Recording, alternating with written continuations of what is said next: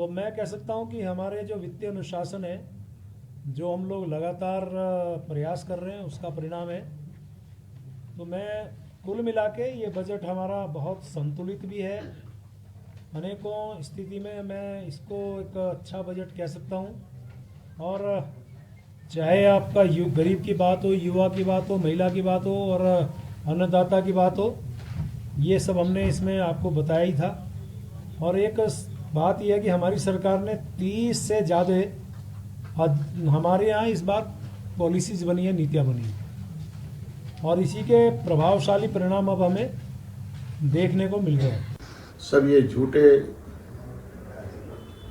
और कागजों में, बजट में आंकड़ों की हेरा फेरी है, कारीगरी है। जो बजट प्रस्तुत किया है वो निराशाजनक प्राप्त। इस बजट में महंगाई को कम करने के लिए कोई बात सरकार ने नहीं कही है। नौजवान साथियों को रोजगार कैसे मिलेगा उसमें कोई बात नहीं है। किसानों की आय दुगना कैसे होगी उस पर भी कोई बात जो है इस बजट में होती दिखाई नहीं दे रही है। पलायन कैसे रुकेगा उसके परिप्रेक्ष्य में भी कुछ होता हुआ दिखाई नहीं दे रहा है। पर्यटन को हम कैसे आगे बढ़ाएंगे, योगेंद्र, आप देख रहे हैं खास खबर। खास खबर में हम बात करेंगे उत्तराखंड के बजट की। उत्तराखंड का 2024-25 का फाइनेंशियल बजट पेश कर दिया गया है। लगभग 79,000 करोड़ का ये बजट, उससे अधिक का बजट है और हर सेक्टर को छूने की कोशिश की है। पहाड़ों का बजट है, टूरिज्म को बढ़ाने की बात है। एप्पल में हिमाचल और जम्मू कश्मीर का एकाधिकार नहीं हो, क्योंकि वही आबो हवा की बात करें, वैसी ही सब चीजें, वैसा ही जलवायु जब उत्तराखंड में है तो यहाँ पे भी एप्पल की पैदावार होगी, ये सरकार मान के चल रही है। चलिए, मैं पूरे बजट की आपको स्क्रीन पे कुछ टेक्स्ट दिखाऊंगा, लेकिन हमारे साथ हमारे पैनलिस्ट जुड़ चुके हैं, उनसे हम चर्चा करेंगे। हमारे साथ कांति प्रसाद जी भट्ट साहब यूकेडे से हैं, हेमा भंडारी जी हमारे साथ आम आदमी पार्टी से हैं, आशीष नोटियाल साहब कांग्रेस से हैं और राजेश बिष्ट साहब भाजपा से हमारे साथ में। सभी का स्वागत है। मैं सर आप लोगों की पहले रिएक्शन चाहूंगा कि ये बजट किस तरह से देखा जाए। नोटियाल साहब, क्या मानना है इस बजट को लेके? देखिए, बजट बिल्कुल गुमराह करने वाला है। बजट के अंदर हमें ऐसी कोई चीज नहीं लगी जो आम जनता जिस चीज के लिए सोच रही थी ऐसा कुछ मिला हो। रोजगार के लिए बजट में कुछ नहीं है। तो इनमें सिर्फ अगर बात करते हैं तो सड़कों की बात करते हैं, इतने लाख करोड़ इसके लिए, इतने हजार इसके लिए, सिर्फ इस चीज के लिए कि जहां 40% कमीशन मिलना है वहां पैसा खर्च करना है। बाकी स्कूलों की अगर बात करते हैं, स्कूलों में जो ये लिखा था इसमें हमने जो देखा है कि चेयरें लाने के लिए बजट इन्होंने रखा है कि चेयर लाएंगे, स्कूल में कुर्सियां लाएंगे, जबकि स्कूल का एक आधुनिकीकरण करना बहुत आवश्यक है। स्कूल में नए शिक्षकों की नियुक्ति करना बहुत आवश्यक है, तो उस चीज पे इन्होंने बिल्कुल ध्यान नहीं दिया। पहाड़ के अंदर हमारे जितने अस्पताल हैं सिर्फ वो रेफर सेंटर बन के रह गए हैं। अस्पतालों के लिए हम लोग क्या कर रहे हैं, कितनी व्यवस्था कर रहे हैं। अस्पतालों के लिए भी जो मेन जो मूलभूत सुविधाएं होती है, स्वास्थ्य, शिक्षा, रोजगार, 3 चीजें अगर है तो चौथी चीज खुद मिल जाएगी। इन तीनों चीजों के लिए हमें ऐसा लगा नहीं कि कुछ हो रहा है। सिर्फ दिखावे का बजट, इतने 90,000 करोड़ का इन्होंने खर्च करने का प्लान बनाया है। कैसे हमारे उत्तराखंड का कर्ज माफ होगा, कैसे उत्तराखंड की आमदनी बढ़ेगी, इस पे हमने कोई विचार नहीं किया। जी भट्ट साहब, क्या लगता है आपको, कुछ विजन दिख रहा है बजट में? देखिए, उत्तराखंड सरकार का बड़ा भारी भरकम बजट है। लगभग 90,000 करोड़ का ये जो बजट आज पेश किया है जी, देखने में बहुत अच्छा लग रहा है, मगर जमीनी हकीकत क्या है मैं सिर्फ इतना आपको बताऊंगा। किसी भी राज्य के अंदर नागरिकों के लिए बजट में जो प्रावधान होने चाहिए, लोकतंत्र में मानव विकास के लिए उसके मौलिक अधिकारों की संरक्षण करना ये सरकारों का काम होता है। अगर आप इसमें देखेंगे, स्वास्थ्य पर सरकार ने कोई बजट में बहुत ज्यादा बढ़ोतरी नहीं की है। सरकारी हॉस्पिटलों की जो दुर्दशा है, दवाइयां मिलती नहीं है, उस हिसाब से देखा जाए तो बजट में उसका कोई स्थान नहीं है। शिक्षा के मामले में फिर वही सरकार ने वही पूंजीपतियों वाली भाषा बोली है कि हम फर्नीचर देंगे, इंफ्रास्ट्रक्चर डेवलप करेंगे, मगर जहां शिक्षकों की भर्ती की बात आई तो उस पर सरकार चुप होती भी नजर आ रही है। ऐसे ही उत्तराखंड के अंदर सरकार ने बजट का बहुत बड़ा हिस्सा जो है सड़क निर्माण में लगाया है। कहने का मतलब ठेकेदारों के दबाव में सरकार ने सारा पैसा जो है सड़कों के निर्माण में लगा दिया, क्योंकि सबसे ज्यादा कमीशन 40% से ज्यादा सड़कों में खाया जाता है। खेल नीति में अगर आप देखेंगे सरकार का, तो सरकार ने स्टेडियम बनाने के लिए 250 करोड़ का प्रावधान जरूर किया है, मगर खिलाड़ियों के लिए मात्र 10 करोड़। यहां पर भी एक संदेश गया है कि ये पूंजीपतियों की पार्टी केवल इंफ्रास्ट्रक्चर के नाम पर पैसे को बंदरबाट करने की योजना में लगी है, क्योंकि लोकसभा चुनाव सबसे ज्यादा नजदीक है। हमारा ये कहना है, जो सरकार शिक्षा पर काम ना कर सके, रोजगार पर काम ना कर सके, तो समझ लीजिए वो सरकार जमीनी हकीकत में कैसी होगी। इस राज्य के अंदर जो कर्ज बढ़ा है वो बड़ा चिंतनीय है। पिछले 24 सालों का ये रिकॉर्ड है कि उत्तराखंड में कोई भी सरकार ने किसी भी वर्ष में कर्ज को कम करने की मानसिकता से सत्ता नहीं चलाई है। इससे पता चलता है कि नवोदित राज्य के अंदर जो अभी लगभग लाख करोड़ से ऊपर का कर्जा हुआ है, और इस बजट में भी एक संदेश गया है कि हम केंद्र में आश्रित होकर उत्तराखंड के विकास का ताना बाना बुन रहे हैं। कहने का मतलब है कि पहाड़ का व्यक्ति कर्ज में डूब गया है और सत्ता में बैठे लोग निजी लाभ के अंदर उत्तराखंड की उत्तराखंडियत को खत्म करके लूट रहे हैं। बजट से निराशा इस बात की है कि सरकार कह रही है कि हम स्वरोजगार के लिए हर जनपद के अंदर अपनी योजना बनाएंगे, मगर क्या योजना होगी, कैसे स्वरोजगार देंगे, इस पर सरकार कुछ बोलने को तैयार नहीं है। बहुत सी बातें हैं, अभी तो बात शुरुआत की है। मेरा यह मानना है कि इस बजट से 10 पर्वतीय जनपद की अनदेखी हुई है, और केवल भारतीय जनता पार्टी ने साबित कर दिया है कि यह पूंजीपतियों की पार्टी है, कमीशन खोरों की पार्टी है। इसने हर योजना में कमीशन खाने का काम किया है। बजट से बहुत ज्यादा खुशी की बात नहीं है। मैं वापस आ रहा हूं भट्ट साहब आपके पास में। मैं हेमा जी आपके पास में आऊंगा, लेकिन उससे पहले एक बार मैं राजेश बिष्ट साहब का रुख करना चाहूंगा। मैं राजेश जी, आपके साथियों का आपने सुना, कमीशन का आरोप लगाया जा रहा है 90,000 करोड़ के आसपास, 89,000 प्लस बजट आप लोगों ने बनाए हैं, एनुअल बजट, और सरकार पे आरोप लगाए जा रहे हैं। हालांकि आरोप पे कोई नई बात नहीं होती है, जहां विपक्ष होता है दोनों ही बातें होती हैं। लेकिन अभी जो भट्ट साहब कह रहे हैं, उनका कहना है कि जो बेस जहां आवश्यकता पड़नी चाहिए प्रारंभिक इंफ्रास्ट्रक्चर की स्थितियों को मजबूत करने के लिए, उस पर गौर नहीं किया गया।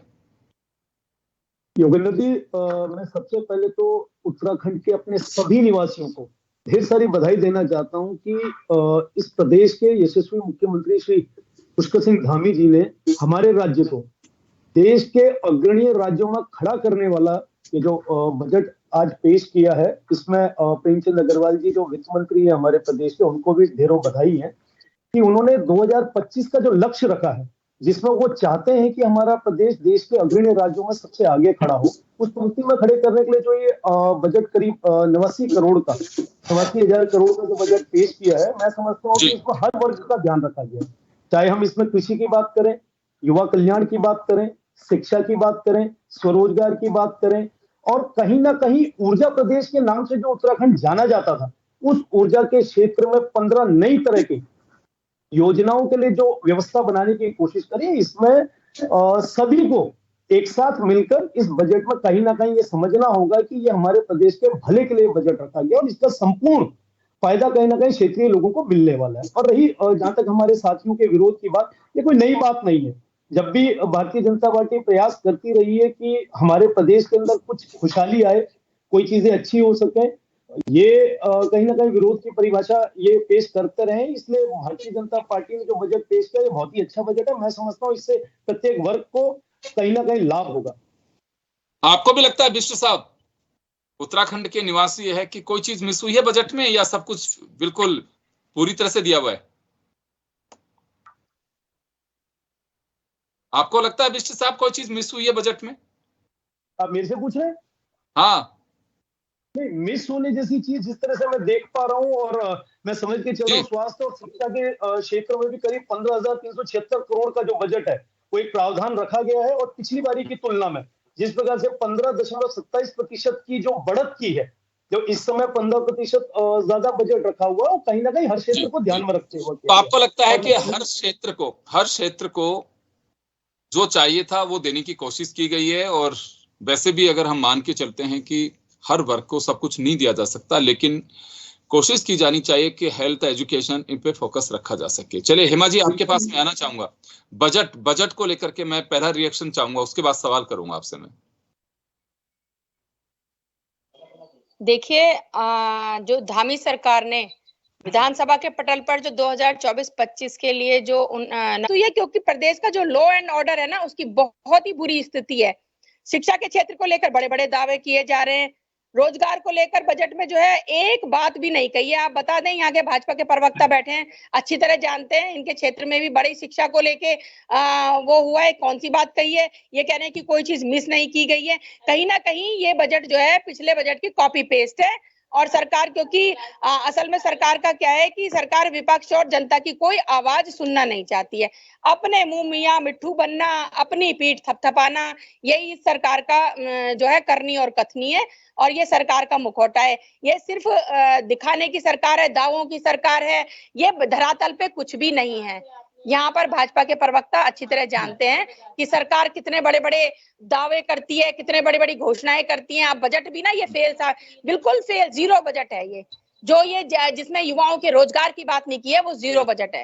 जी। तो हेमा जी स्पोर्ट्स का भी जिक्र किया हुआ है और इन्होंने कहा कि अगर इंफ्रास्ट्रक्चर आएगा जिस पे सरकार ऑलरेडी काम कर रही है, यहाँ पे इन्वेस्टमेंट को लेकर के, उसी से रोजगार के अवसर बनेंगे।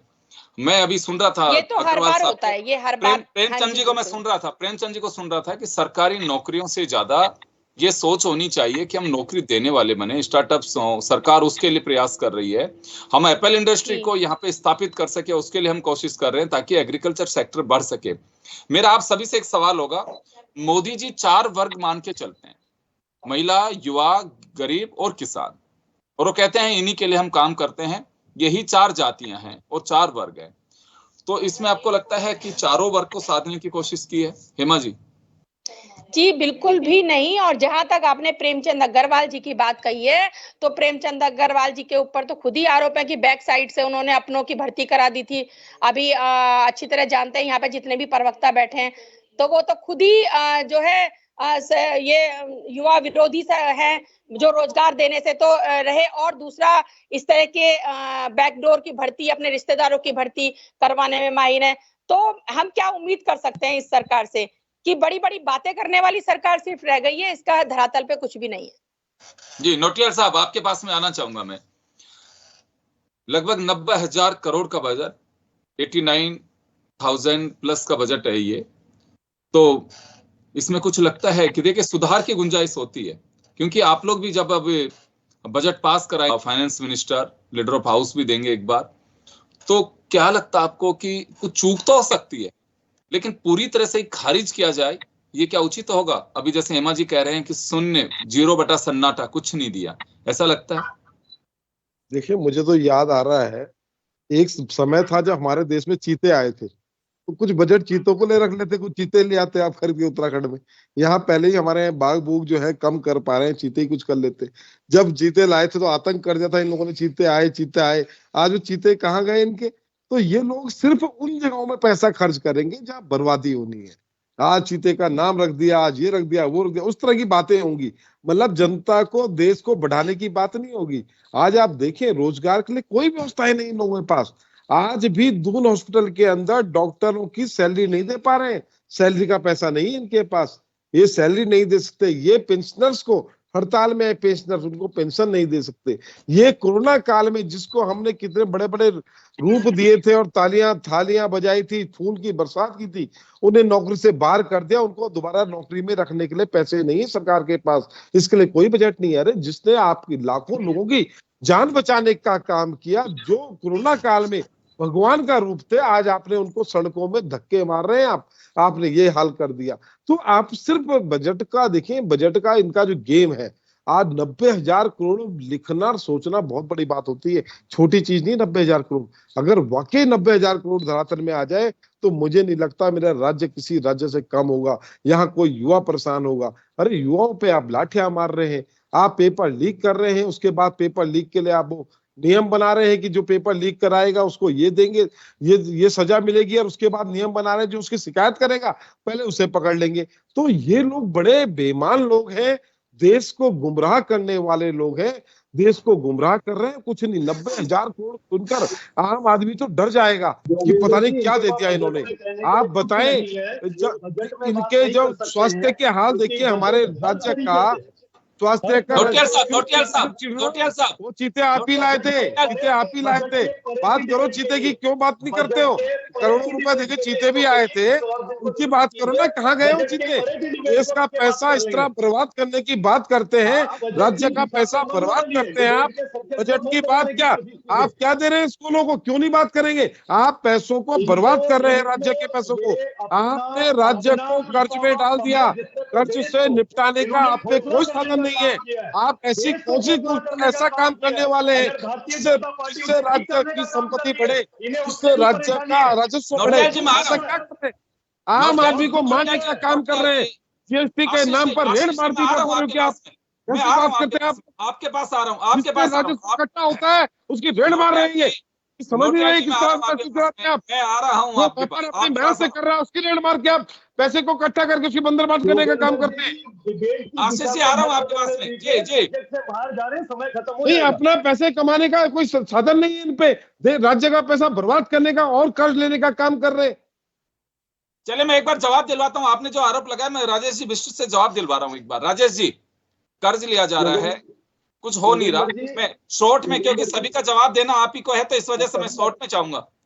बिल्कुल ठीक कह रहे हैं आप योगेंद्र जी, इनकी बात बिल्कुल ठीक है। कई सालों से सत्ता में नहीं है, इनका खिसियाना बिल्कुल जायज है। और मैं समझ सकता हूं जिस तरह से इन्होंने देश का हाल किया था, 10 साल हमारे लोगों ने इन पे विश्वास करके भारत की सरकार इनके हाथ में जीती, और जिस तरह से इन्होंने लाखों अरबों करोड़ों रुपए का कर्ज इस देश के ऊपर कर दिया था, आज उसी को ठीक क्या बात कर रहे हैं? कर्जा आप देखें कितना बढ़ा दिया इन्होंने। कर्जे की बताऊं आपको कितना कर्जा ले लिया आप लोगों ने? 2013 के बाद कितना कर्जा देश के ऊपर चढ़ा दिया आपने? अपने आंकड़े पढ़े साहब, आंकड़े पढ़े, कितना कर्जा चढ़ा दिया? 1 लाख करोड़ कर्जा और ले लिया। यही कारण है कि इन्हें दोबारा सत्ता नहीं मिल रही और ये परेशान बैठे हैं। क्या इन्हें उत्तराखंड की सरकार ने 5-5 साल का समय नहीं दिया? क्या हाल किया इन्होंने उत्तराखंड का? आज जो ये आरोप लगाने की बात कर रहे हैं, ये खुद की स्थिति में खड़े नहीं दिया हमने उत्तराखंड को। आपने क्या हाल किया अपना देखो। आज सारे प्रसाद आंगनबाड़ी कार्यकर्ताओं को रोज घेराव कर रही है, देने की बात कर रही है। इंफ्रास्ट्रक्चर अगर बच्चों को अच्छा मिल जाएगा तो इन्हें क्या परेशानी है? अगर आज तो परेशानी क्या है? ये क्या चाहते हैं कि पूरे 1 करोड़ 22 लाख हमारे जो प्रदेश की हमारी इस समय जनसंख्या, उस जनसंख्या के सभी लोगों को सरकारी नौकरी मुमकिन है? अगर आप स्टार्टअप के लिए, अगर कोई सरकार ने कोई मौका रखा है, स्टार्टअप के लिए कोई बजट रखा है, कृषि के लिए बजट रखा है, किसानों पे विचार किया जा रहा है, स्वास्थ्य के लिए ध्यान रखा गया है, तो इसमें परेशानी किस बात की है? क्या आपने अभी कोशिश करी? क्या आपने कोशिश करेगा? मैं एक बात कहना चाहूंगा, मैं एक बात कहना चाहूंगा। मैं सर आ रहा हूँ, दोनों के पास आ रहा हूँ। एक बात मैं जरूर कहना चाहूंगा राजेश जी, एक बात कहना चाहूंगा राजेश जी, एक बात कहना चाहूंगा मैं। जहां पे देखिए, कोई भी पार्टी हो, जहां सरकार जिस पार्टी की होती है, वहां गवर्नमेंट रोजगार की बात कही जाती है।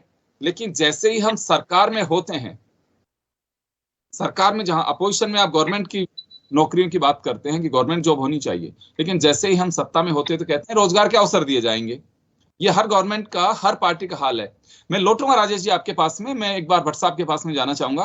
भट्ट साहब, क्या लगता है, रोजगार एक बड़ी चुनौती है, उत्तराखंड की बात नहीं है, देश के सामने और मैं कहूं दुनिया के सामने चुनौती है। क्या वाकई सबको खुश नहीं किया जा सकता? कुछ ऐसे रास्ते तलाशने चाहिए जो इस बजट में दिखता हो कि चले एटलीस्ट इस रूट पे धामी सरकार जा रही है, जिससे बेनिफिट मिलेगा।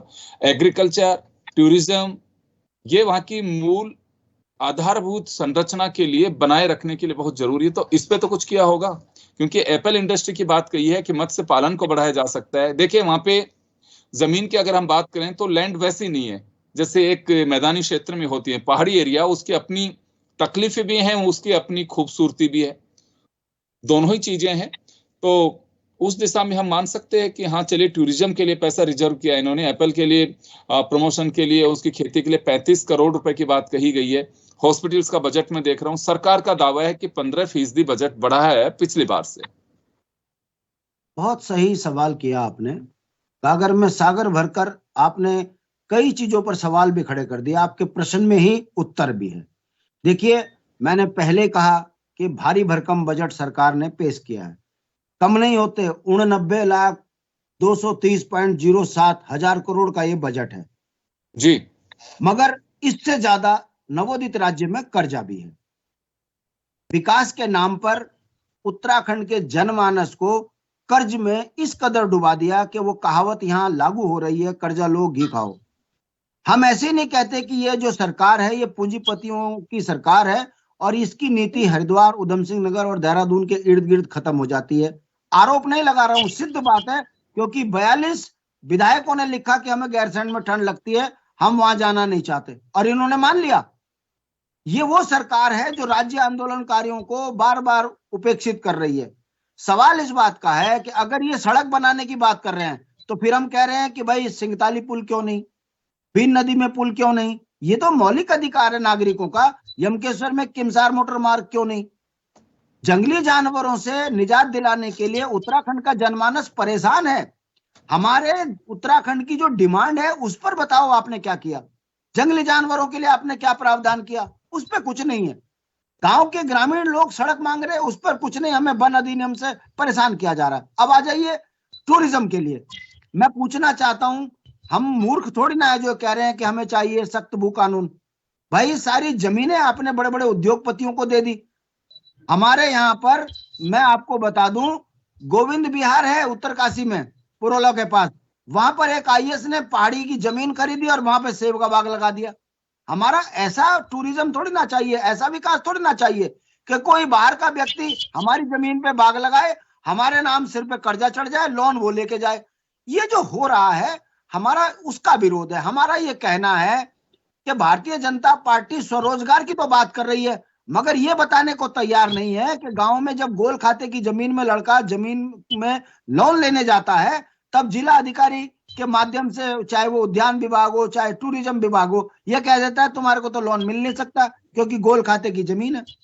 तो कहने का मतलब है आपने ऐसे लकूने छोड़े हुए हैं कि मूल पहाड़ी को तो ना तो लोन मिलता गाड़ी लेने में या सेब का बाग लगाने में, उनको लोन मिल रहा है जो उत्तराखंड की जमीन खरीद रहे हैं। बाहर के लोग पैसे वाले हैं, संपन्न हैं, उनका विकास हो रहा है, हमारे सिर पे कर्जा चढ़ रहा है।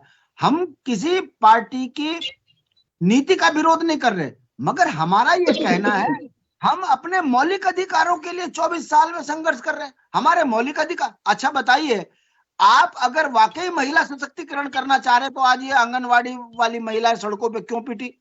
ये उत्तराखंड की सरकार के आगे दो दो हाथ करने आज क्यों आई देहरादून में पूरे प्रदेश से? अगर ये महिला सशक्तिकरण की बात कर रही है, ये 10 करोड़ का होटल वो हॉस्पिटल तो बना रहे हैं, मगर लड़की सड़कों पे प्रसव हो रहा है महिलाओं का, डॉक्टर नहीं मिल रहे, तो इनको डॉक्टर नियुक्त करना चाहिए या बड़ी बिल्डिंग बनानी चाहिए? हम कोई गलत सवाल तो नहीं खड़ा कर रहे। आप स्कूल में फर्नीचर लाने की बात कर रहे हैं, मगर शिक्षा को नौकरी टीचर की नियुक्ति की आप बात नहीं कर रहे। नौजवान लड़के सड़कों पे आंदोलन कर रहे हैं कि हमें रोजगार दो, और सरकार सदन में कह रही है रोजगार तो हम देंगे नहीं, स्वरोजगार की आपके लिए नीति लाएंगे, और वो स्वरोजगार में ना तो जमीन पे लोन मिल रहा। मेरा कहने का, मैं बात खत्म कर रहा हूं, मेरा कहने का मतलब है ये व्यापारियों की पार्टी है, इसका उत्तराखंड से कोई लेना देना नहीं है। राज्य कर्ज की गर्त में डूब चुका है, लाखों करोड़ रुपए का कर्जा हो गया, आमदनी हमारी 50,000 करोड़ की नहीं है, और हम केंद्र पे आश्रित हो गए। अगर केंद्र हमको आर्थिक मदद ना करे तो हमारे यहाँ तो जो है पानी पीना मुश्किल हो जाए। हमारा जंगल बेच दिया, हमारी जमीन बेच दिया, हमारा पानी बेच दिया, लड़कों को रोजगार नहीं है, महिलाएं सुरक्षित नहीं है, जंगली जानवर बच्चे मार रहे। तो ये राज्य हमने लिया किसके लिए? गाजियाबाद के व्यापारियों के लिए या भारतीय जनता पार्टी के व्यापारियों के लिए? यही हम कह रहे हैं कि 90,000 करोड़ के बजट में उत्तराखंड की जनता के लिए कुछ नहीं है, व्यापारियों के लिए है, और कमीशन खोरी के लिए इन्होंने इंफ्रास्ट्रक्चर डेवलपमेंट की बात कहकर जनता की आंख में धूल झोंका है। हकीकत यह है कि पहाड़ के जो 10 गांव हैं, 10 जिले हैं, आज वो उपेक्षित महसूस कर रहे हैं। वहां का नागरिक, चाहे वो रोजगार से हो, किसान की स्थिति, इन्होंने 5 किलो चावल पे बांध दी और 500 रुपए किसान निधि पर ये जो है उत्तराखंड में वोट मांगेंगे। किसान का क्या उद्धार किया इन्होंने जब उसकी जमीन तक सुरक्षित नहीं कर पा रहे? मतलब है ये झूठ और बेईमान पार्टी है, इसमें उत्तराखंड खत्म करिए। समय कम है, मैं लौटूंगा वापस। मैं भंडारी जी आपके पास में आना चाहूंगा। हेमा जी, 2 बातें कही हैं, अभी मैं देख रहा था यूसीसी लागू करने वाला देश का पहला राज्य बना है उत्तराखंड, और उससे महिलाओं का सम्मान बढ़ेगा, एक तो बात ये कही है। दूसरा, पलायन रोकने की बात कही गई है, आंगनवाड़ी केंद्रों को मजबूत किया जाएगा, स्वरोजगार के अवसर पैदा किए जाएंगे। तो ये महिलाओं के लिए काफी रेस्पेक्टेबल थिंग कह सकते हैं इसे हम। जी बिल्कुल भी नहीं, ये तो हर बार इसी कहते हैं कि हम पलायन रोकेंगे। इतने सालों में इन्होंने पलायन रोकने के लिए क्या किया। और हम अपनी ही बात करें, हम भी जो है पहाड़ों के वासी हैं, और आज जिस तरह से जितना भी वहां पर खेती है, वहां पर जो बड़े बड़े जानवर आते हैं, वहां खेती लायक रहा नहीं है। मतलब कुछ भी ऐसा नहीं रहा है कि हम उत्तराखंड में रह सके, हम पहाड़ों में रह सके, वहां जीवन यापन कर सके। उसके लिए इन्होंने क्या व्यवस्था की है, तो ये खुद जानते हैं ना कि ये सिर्फ और सिर्फ जो है जनता को बेवकूफ बनाने का काम है, जनता को जो है लूटने खसोटने का तो ये सरकार काम कर रही है। सबसे ज्यादा जमीनें तो इनके उसमें बिकी हैं जब जो है भाजपा की सरकार रही है। आज जो है जिस तरह से पहाड़ के लोग आज सड़कों पर हैं कि अपने भू कानून को लेके, मूल निवास को लेके सड़कों पे लगातार आंदोलन है, और कितनी भीड़ जो है साथ में जुड़ रही है। तो क्यों जुड़ रही है? क्योंकि लोग परेशान हैं। जिस तरह से सरकार कर रही है, लोग परेशान हैं। तो सरकार को सोचना चाहिए कि हाँ, हमें उत्तराखंड के लिए क्या कर रहे हैं। और दूसरी बात यह है कि ये हमेशा कहते हैं कि जो है विपक्ष का काम होता है वो आवाज उठाना, सवाल जब करना, लेकिन ऐसा नहीं है। देखिए नितिन गडकरी जी के लिए काम किए हैं। नितिन गडकरी जी जैसे इनके यहाँ अच्छे लोग भी हैं, अच्छे नेता भी, अच्छे मंत्री भी हैं।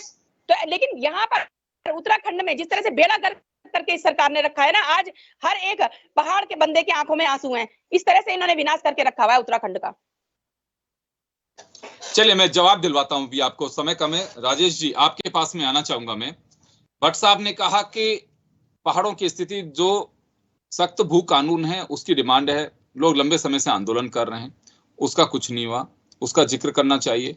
डेवलपमेंट की बात करते हैं तो इंफ्रास्ट्रक्चर में जहां पे संसाधन जुटाने हैं, खर्चा करना है, वहां पे बजट मुकर्रर किया गया है। नौकरी के अवसर नहीं है इसमें, कर्ज बढ़ रहा है।